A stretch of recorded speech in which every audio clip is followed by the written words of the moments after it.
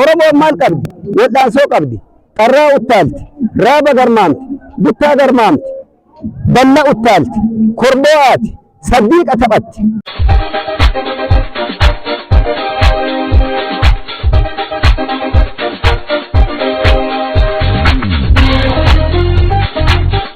Sirna gadaa Oromoo keessatti ammoo calaqqee tokko kan ta'e ispoortiin aadaa yeroodhaa gara yerootti fooyya'aa jijjiirama. Dakiyyas nan guddisa jedhee abdii qaba.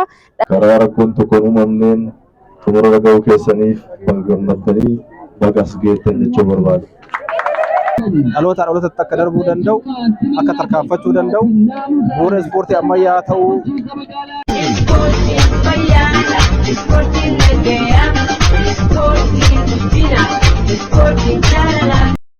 Itti gaafatama waajjira dargaggoo ispoortii godina Arsii Lixaati. Wal dorgommiin ispoortii fi feestivaala aadaa godina Arsii Lixaa marsaa 2017 biyyoota 10 bulchiinsa magaalaa Nageellee Arsii irratti gaggeeffamaa ture. Dorgommiin kun gosoota ispoortii 9 gaggeeffamaa ture. Agarsiisa aadaa dabalatee gosoonni ispoortii aadaa garaagaraa jiru.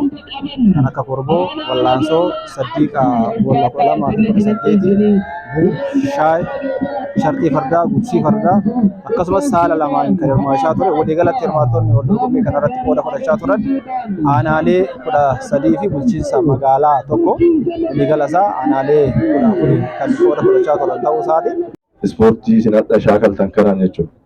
Kanaaf Oromoon har'a addunyaan fageetti kan uduun gahin har'a beekumsi har'a uumame kun uduun uumamin dura akkaataatti ilmaan isaa guddisaa ture sana yaadachuudhaan har'a ammoo gootummaa uummata keenyarra dhaalle sana abboota keenyarra dhaalle sana hakayoota keenyarra dhaalle sana ammayyatti yeroo amma jiru fayyadamnee biyya keenya qe'ee keenya daangaa keenya qabeenya keenya aadaa fi safuu keenya eeguun nurra jiraata jechuudha.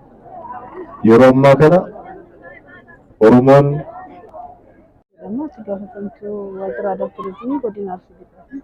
Shaampiyoonaan ispoortii aadaa akkuma ispoortii ammayyaatitti uummanni Oromoo aadaa qaba. Aadaa qabu keessaa ispoortii aadaa guddisuu keessatti gahee olaanaadha qaba. Gahee olaanaa inni qabu ammoo akkuma beekamu aadaan uffannaa, aadaan nyaataa, aadaan dhugaatii, aadaan wal danda'u, aadaa wal jaalalaa fi aadaa tokkummaa kan keessatti calaqqisu ta'uu isaati. Yoo wal geenyu, yoo hojjennu, yoo taphannu, yeroo hunda ijji keenya irraa buqqa'uu kan hin qabne nageenya keenya, nageenya qe'ee keenyaa eeguudha, nageenya biyya keenyaa eeguudha, misooma keenya saffisiisuudha. Hirmaattonni sagantaa kanarratti qooda fudhatan naannoo ispoortota 300 olii kan ta'anidha. Gosoota ispoortii 9 amma kaasne kanaatiin akka walii galaatti kaayyoon ispoortii kanaa ispoortiin aadaa kan kaleessa aadaa fi duudhaa saba Oromoo keessatti iddoo olaanaa qabu. Humna keenya cimsuudha. Humni kan cimu tokko ispoortiidhaan, humni kan cimu tokko diinagdeedhaan, humni kan cimu tokko barnootaan, humni kan cimu tokko siyaasaan. Humnoonni kun hundi wal dhufanii biyya ijaaru. Humni kun hundi wal dhufeetu nageenya buusa. Humni kun hundi walitti dhufeetu Oromoo kaleessa uduun baratiin uduun sadarkaa haymooyyummaa amma irra genne kun hin gahin qe'ee isaa eege sana qe'ee isaa kabachiisuu kan dandeenyu kana hunda walitti finneeti jechuudha. Maqaan kiyya Buuqee jedhamaa teessoon kiyya godina Arsii Lixaa aanaa Kokkossaa magaalaa Kokkossaati. Ispoortiin kun duudhaa humnaati. Aadaa Oromooti. Oromoon maal qabdi? Wal'aansoo qabdi. Qarraa uttaalti. Raaba garmaamti. Buttaa garmaamti. Balla uttaalti. Korboo haati. Saddiiqa taphatti. Uummata keenyaa, mootummaa uummata keenyaa qophii uummanni keenya nageenya isaa eeggachuudhaaf godhuu qabu kan godhaa ture, kan nageenya isaa ittiin eegaa ture asitti warri agarsiisaa turtan qaroomina uummanni keenya saddiiqaan, korboodhaan, wal'aansoodhaan waliigalatti ilma isaa itti qaraa ture. Nageenya isaa eeguudhaaf humna isaatti cimsaa ture. Waliigaluudhaaf, wal hubachuudhaaf waliin itti shaakalaa ture. Asitti dhuftanii agarsiistanii Waan Saadiq jedhama. Godina Arsii Lixaa Aanaa Kofaleerraa kan dhufe Saadiq Abbaa 18tti kan hirmaadhu ispoortii aadaa. Saadiq Abbaa 18tiin hirmaadhee erga hirmaadhee nan hojjedhee erga hojjedheetti yaadee ganamaaf galgala shaakala koon godhe. Shaakala erga godhee boodas dhufee tan hirmaadhee dorgommii natti dhaga'ama jechuudha. Ammas Oromiyaa bakka bu'ee godina bakka bu'ee Oromiyaa irratti akka mo'adhu abdiin qabaa mo'adhas jedheetiin kan deemuuf aadaan keenyas namatti tola. Haalli ittiin gaggeessaa nutis aadaa keenya dhaloonni duubaan dhalatu aadaa keenya kan dura darbe kan abbootii keenya akaakayyuu keenyaa fi abaabayyuu keenya gizee isaan darbanii isaan nutti kennanii waan darbaniif nutis aadaa san guddisuudhaaf ispoortii aadaa hirmaannee irratti hojjetaa jirra. Maqaan kiyya Abbaa Gadaa Obbo Waabee Waaqoo jedhanii aanaa Kokkosaatiin dhufee jira ganda Boorooti. Ispoortiin kun duraan bara aadaa duriititti bishaan utaalan, wal'aansoo taphatan, korbaan, kaabbaa taphatan. Amma yeroo ammaatitti kubbaa, utaalchoo, utaalcha lafaa, utaalcha gubbaa, fiigicha, wal'aansoo kana amma taphatamu. Kanaaf akka godina Arsii Lixaatitti akka Oromiyaatitti wanni amma irra jiru kana fakkaata. Maqaan kiyya Roomaan Abbuu jedhama. Kan irraa dhufe godina Arsii Lixaa magaalaa Kofaleerraa. Kan inni hirmaadhee gulufa fardaatiin hirmaadhee lammaffaa ba'ee jira. Lammaffaa ba'uu kiyya baay'ee na gammachiiseera. Kana qofa osoo hin ta'in Oromiyaa irra deemeetiin akka mo'adhu abdii guddaa qaba. Dorgommii aadaa godina Arsii Lixaa magaalaa Nageellee Arsii keessatti marsaa 12ffaa gaggeeffamee haala hawwataa ta'een adeemsifamaa hanga guyyaa har'aa ga'ee jira. Baay'ee natti toleera. Kana qofa osoo hin ta'in magaalaa Shashamannee irratti godina Arsii Lixaa bakka bu'ee fardaan hirmaadhee inni injifadha jedheetiin yaada. Baay'ee natti toleera. Baay'ee ulfaata garuu haa ta'ullee waan duraan dandeettii qabuuf itti hirmaadhee waan jedheeruuf lammaffaa ba'eera. Ulfaatanillee garuu mo'achuu danda'eeraan jedha. Uffata aadaa keenya uffanne aadaa keenya agarsiisne nyaata aadaa keenya harkatti qabannee uffata aadaa keenya uffanne agarsiisaa jirra jechuudha. Akkuma beekamu namatti tola ispoortiin aadaa jechuun gosoota ispoortii baay'ee of keessaa qaba akka gulufa fardaa, korboo, saddiiqaa wantoota baay'ee kan makatudha. Namatti tola baay'ee natti tolee jira. An ammas bichaa kan mo'adhee dhiisuu sun ta'in aadaa kee guddisuudhaaf baay'een tattaafadha. Ispoortiin aadaa safuu uummataati kan agarsiisu. Oromoon aadaa qaba. Oromoon safuu qaba. Oromoon goota gootummaa qaba. Arsiin goota gootummaa qaba. Gootummaa isaatiin ilmaan isaa qaree, ilmaan isaa jabeessee, ilmaan isaa cimsee, biyya isaa eegee, nagaa isaa eegee har'aan nu godha. Dhaloota dhalootatti akka darbuu danda'u, akka tarkaanfachuu danda'u, bu'uura ispoortii ammayyaa ta'uu wajjin wal qabatee ga'umsi isaas, sochiin isaas, hirmaachisummaan isaas bal'aa akka ture hojii bal'aa naannoo kanatti hojjetamaa jira. Isa kana faana ispoortiin aadaa bu'uura ispoortii ammayyaa ta'e osoo jiru yeroo gara yerootti xiqqoo xiyyeeffannaan kennamu akkaataan itti qabatamee deemu naannoo ispoortii ammayyaa faana gaafa laatu xiqqoo garaagarummaa qaba. Inni kun garuu bu'uura ispoortii ammayyaa ta'e osoo jiru isa kana faana xiyyeeffannaan kennamuu qabu, hirmaannaan irratti taasifamuu qabu. Akkasumas wal dorgommii kana gosoota ispoortii garaagaraa kaleessa aadaa bu'uura Oromoo keessa jiran dhalootatti dabarsaa deemuun, dhalootatti kennuun, tarkaanfachiisuun darbees aadaan nyaataa, aadaan dhugaatii, aadaan uffannaa, aadaan sirbaa, aadaan geerarsaa gosoota garaagaraatiin aadaa keenya ibsuu hin danda'ama. Aadaan akka waliigalaatitti ibsituu fi calaqqee eenyummaa saba tokkooti. Sabni tokko eenyummaa isaa, aadaa isaa kan sirbaa, kan ispoortii karaa garaagaraa ibsachuu danda'a waan ta'eef isa kana keessatti karaa ispoortiin dabaalameen gosoonni ispoortii kanaan dura seenaa aadaa keenya keessatti iddoo olaanaa qaban cimanii akka itti deemuu danda'u ciminaan irratti hojjetamaa jira. Sirna gadaa Oromoo keessatti ammoo calaqqee tokko kan ta'e ispoortiin aadaa yeroodhaa gara yerootti fooyya'aa jijjiiramaa hubannoo hawaasaaf kennaa kan dhufe ta'uu isaati. Akkasumas shaampiyoonaan marsaa 12ffaaf akka godina Arsii Lixaatti magaalaa Nageellee Arsii irratti guyyaa 10f dorgommii cimaatu gaggeeffamaa ture. Gosa ispoortii garaagaraatiin korboodhaan, saddeeqa akkasumas ammoo eeboodhaan gulufii fardaatii fi kan biroos dabalatee jechuudha. Kanneen keessatti aadaan Oromoo akkuma beekamu godinni Arsii Lixaa aadaadhaan beekama. Aadaa keessaa aadaalee gurguddaa uummanni keenya irraa fayyadamaa turee fi ammas eegee kunuunsee asiin gahee dhaloota dhufuuf dabarsaa jirudha waan ta'eedhaaf gaheen ispoortii aadaa immoo dhaloota barsiisuu keessa gahee olaanaa qaba.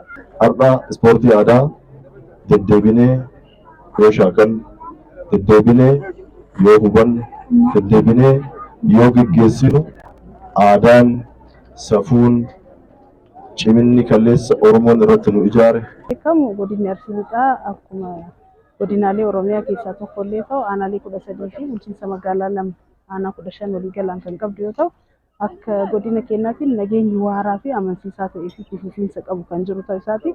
Kun ammoo tasatti kan dhufe osoo hin taane gama aadaa fi duudhaa isaanii eeganii karaa safuutiin aadaa keenyaan naannoo keenya nageenyummaa isaanii eegsifatanii eeganii kan jiraatanii fi aadaa wal jaalalaa fi aadaa tokkummaa yeroodhaa gara yerootti cimaa dhufee fi wal danda'uu hamaa kan qabu keessattuu ammoo sabaaf sablammoota hedduu of keessatti hammatanii kan jiranii fi hammattummaa Oromoo fi guddina Oromoo kan itti agarsiisan godina Arsii Lixaa keessatti ifatti kan mul'atu ta'uu isaati.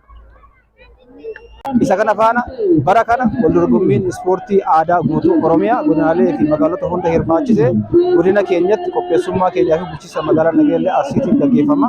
Isa kana faana hirmaannaan keenya, qooda fudhannaan keenya akkasumas bu'aa qabeessummaan isaa sarkaa eenyummaa fi aadaa godina Arsii Lixaa sirriitti godinaalee kaawwanii dabarsuu danda'uun qophaa'uu fi hirmaachuu qabnu kan giddu galeessa godhateera. Isa kana faana dhugaa dubbachuudhaaf dorgommiin bara kanaa fi bara darbe faana garaagarummaan inni qabu bal'aadha jechuudha. Kana dhaloonni boodaan dhufullee kanatti hundaa'eetiin akka dhaloota boodaan dhufutti akka dabarsu kana agarsiisa. Kana akka aanaa godina Arsii Lixaatitti aanaaleen 14 hadha wal gaheetiin asitti ispoortii viidiyoo agarsiisaa jira akka kana jedhama. Godina Arsii Lixaa aanaan saboorraa dhufe waldorgommii aadaatiif dhufe waldorgommii aadaa keessaa tapha shahaa jedhamuun dorgomuudhaaf dhufe sadarkaa lammaffaa bahee waldorgommii gaarii geggeessine akka godina Arsii Lixaatitti magaalaa Arsii Nageellee irratti waldorgommii gaarii geggeessine saba keenyaa fi eenyummaa keenya aadaa keenya ittiin mul'isuudhaaf calanqee aadaa keenyaa kan ta'e eenyummaa keenya mul'isuudhaaf tapha aadaa garaagaraa ittiin taphanne ani tapha shahaa jedhamuudhaan dorgomeet sadarkaa lammaffaa bahee sadarkaa lammaffaa bahuu kootiin baay'ee ittiin gammada. Miira waldorgommii cimatu keessatti mul'ate ispoortessaa gosoota ispoortii amma kaasne kanaan bifa haarawaa dhufan baay'eetu keessatti mul'ate. Isa kana cimsinee gaafa deemne sarkaa naannoo bira darbee biyyaaf addunyaatitti aadaa fi eenyummaa dhalootatti dabarsaa kan saba kanaaf sarkaasitti guddisuuf tarkaanfachisuu danda'ama waan ta'eef dubbiin kun xiyyeeffannaa fi hirmaannaa qaama hundaa barbaada. Aadaa kiyyaas nan guddisa jedhee abdii qaba. Dhaloonni duubaan dhufus aadaa fi akka guddisuun dhaamaa fi jechuudha. Galatooma. Gadaatitti akka nu mirkanaa'ee seerri keenya cimaa nu ta'ee mootummaan illee beekee fudhatama guddaa akka itti nu fudhatu dhaamsa maqaa aanaa Kokkossaa godina Arsii Lixaatiin dabarsa. Waggaa itti aanu dammoo sadarkaa kiyya fooyyessee hanga sadarkaa tokkoffaatti akka bu'u fooyyessee tan nan dhufa. Dammoo nu qabachuu qabnu keessaa akka godina Arsii Lixaatitti sabaaf sablammii baay'ee magaalota hammattee argamtutu nu keessatti argama waan ta'eef aadaa keenya saba keenya guddisuudhaaf calaqqee eenyummaa keenyaa kan ta'e aadaan keenya isa guddisuudhaaf jecha waldorgommiin kun kan qophaa'e waldorgommii kana qopheessuu isaaniitiif bulchiinsa magaalaa Arsii Nageelleetiin illee baay'ee galatoomaa jenna. Magaalaa jaalalaa kan taate guddaa galatoomaa jenna. Aadaa ofii eenyummaa walitti hidhanii irratti hojjechuun dhalootatti dabarsuun dirqama lammii fi akka sabaatti saba hundaati waan ta'eef dirqama kana karaa galmaan gahuu danda'uun qaamni hunduu tumsu irratti hojjechuu kan hirmaatu irratti hirmaachuu kan deeggaru irratti deeggaruun dhimma baay'ee xiyyeeffannoo olaanaa qabu waan ta'eef isa kana beeknee hundi keenyaa hirmaannaa hunda galeessa deeggarsa tumsa hunda galeessa gochuun dirqama hunda keenyaa ta'uu beeknee yaarratti hojjennu dhaamsa walii galaa jiru qaba. Kanaaf ispoortiin amma gaggeessaa turre kun mootummaa keenya kalee akka yaadannu abboota keenya kalee akka yaadannu akka dhaabannee ammoo qe'ee amma qabnu kan nagaa isii akka eenyu dinagdee keenya olii gad jejjedhu kana gadhaabuudhaaf gahee keenya akka baanuuf kan nu gargaaru waan ta'eef kana cimsinee akka mootummaatti kan hojjennu ta'a. Cimsee komishinni ispoortii kan hojjetu ta'a. Cimsee uummanni keenya ammoo kanarratti deeggaruun isaarra jiraata. Cimsee kanarratti hirmaachuu isaarra jiraata. Kana godheetu aadaa isaas tursiisaa, kana godheetu dinagdee isaas ijaaraa, kana godheetu biyya isaa gara fuulduraatti fufsiisuu irra jiraata waan ta'eef kan akka amaaraatti dhaamuu barbaada. Taasisee yeroo ta'an godinni keenya Barakana shaampiyoona ispoortii aadaa kan sadarkaa Oromiyaa irratti gaggeeffamu. Godina keenyatti magaalaa Shaashamannee irratti gaggeeffamu. Godinni keenya magaalaa Shaashamannee waliin taanee gaggeessina. Isaaf qophii gahaa godhuun nurra jiraata. Aanaaleen humna keessan cuunfitanii, shaakala keessan cimsitanii, baajata keessan ramaddanii, qophii gahaa gootaniif aadaanis injifataa ta'uun nurra jiraata. Oromoon hunduu injifataadha.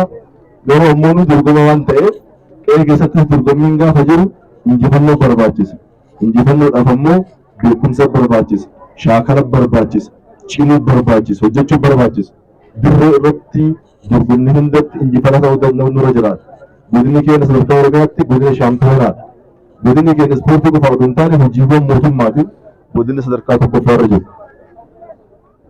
Deeggarsa uummanni godina keenyaa godhee hojii hooggansa keenya hojjeteen godina sadarkaa tokkoffaatti akka Oromiyaatti jiru. Tokkoffummaan keenya hojii misooma qofaan ta'uu irra hin jiraatu. Ispoortiinis misooma, ispoortii kanaanis tokkoffaa bahuun nurra jiraata. Tokkoffaa bahuuf ammoo qophii godhuun nurra jiraata. Aanaaleen baajata kanaaf barbaachisan gahaa ramaduu irra jiraata. Uummanni keenya ispoortistoonni keenya taa'anii qofa dorgomuu hin ta'in shaakalanii xaaranii humna isaanii cuunfanii dorgomaa cimaa ta'uu, amalaan dorgomaa tokkoffaa ta'uu, yoobaan dorgomaa tokkoffaa ta'anii dhageeba fudhachuu, keessummaa dhufu sana immoo amala baay'ee baratamaa uummanni Arsii qabu sanaan keessummeessine nageenyi isaa eegamee jaalalaaf gammachuun akka nu biraa gahu gochuu, tokkummaa Oromoo bakka itti cimsuun akka ta'u gochuun nurra jiraata. Kana odoo isinii haasa'isaatii baay'ee waan irraa fudhadhu waltajjichi goolabamee jira.